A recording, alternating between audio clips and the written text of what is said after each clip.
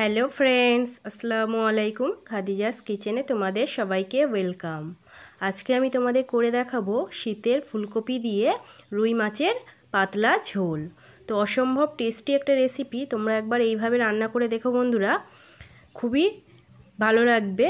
তো খুবই সাধারণভাবে আমি তোমাদের করে দেখাবো, চলো দেখে নেওয়া যাক। প্রথমে আমি রুই মাছ ভালো করে ধুয়ে পরিষ্কার করে নিয়েছি।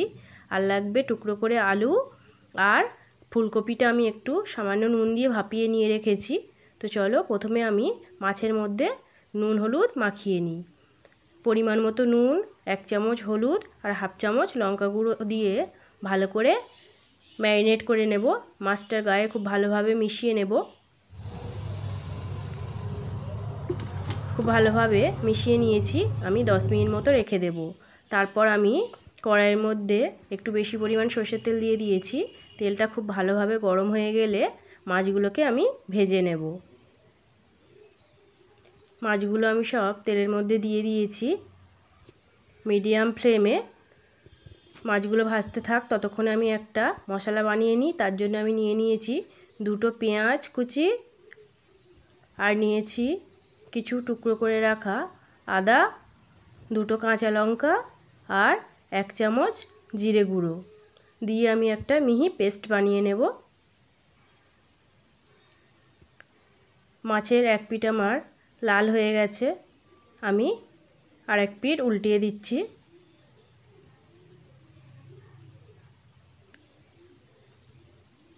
এই পিঠটাও আমি 2-3 মিনিট মতো মিডিয়াম ফ্লেমে ভেজে নেব।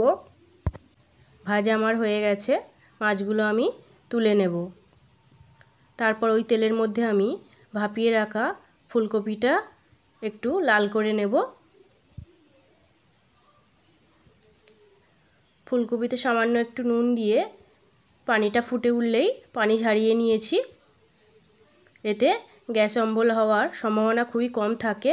ফুলকপি খেলে আমাদের একটু গ্যাস অম্বল হয়ে থাকে, ভাপিয়ে নিলে আর হবে না।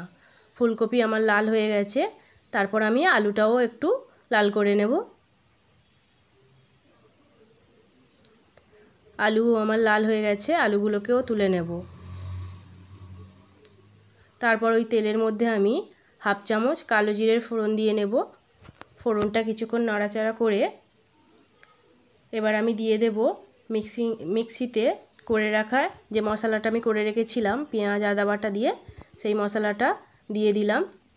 মশলাটা 2-3 মিনিট মতো ভালোভাবে ভেজে নেব।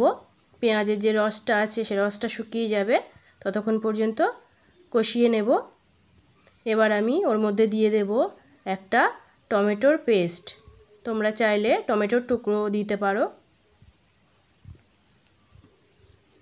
টমেটোটাকেও 2-3 মিনিট মতো কষিয়ে নেব।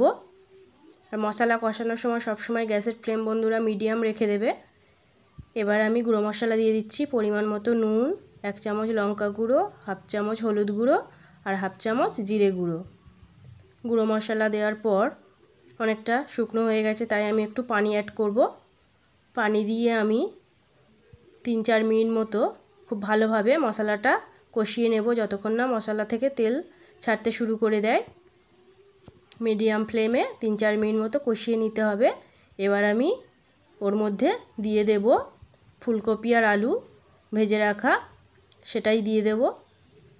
দিয়ে মশলাটা খুব ভালোভাবে আলু আর ফুলকপির মধ্যে আমি মিশিয়ে নেব।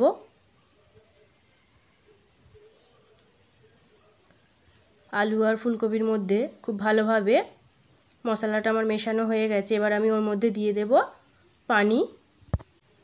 পানিটা তোমরা তোমাদের পরিমাণ মতো দেবে। আলু ফুলকপি সেদ্ধ হওয়ার পর যতটা ঝোল রাখবে সেই অনুযায়ী পানিটা দিয়ে দেবে। আমি সেই অনুযায়ী পানিটা দিয়েছি।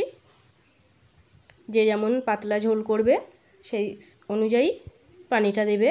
পানি দেওয়ার পর ঢাকা দিয়ে আমি 6-7 মিনিট মতো ফুটিয়ে নিয়েছি। এতে আলু খুব ভালোভাবে সেদ্ধ হয়ে গেছে আমার। এবার আমি ভেজে রাখা মাছগুলো তরকারির উপর দিয়ে দেব।